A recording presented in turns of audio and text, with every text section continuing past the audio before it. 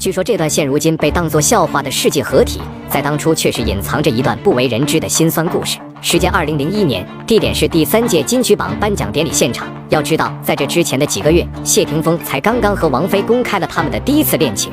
然而彼时的二人却似乎正在闹冷战。或许是因为赌气的关系，谢霆锋竟毫不犹豫地坐在了张柏芝的旁边。尤其是当谢霆锋和张柏芝互动的那一刻，王菲不禁的眼泛泪光，还时不时地回头看着两人。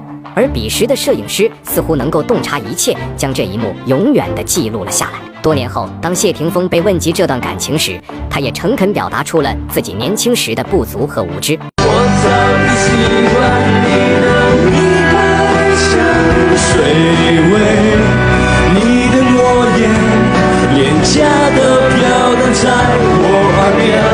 即係我自己，如果要俾我處於屋企嘅親情、愛情，都唔係我嘅強項嚟嘅。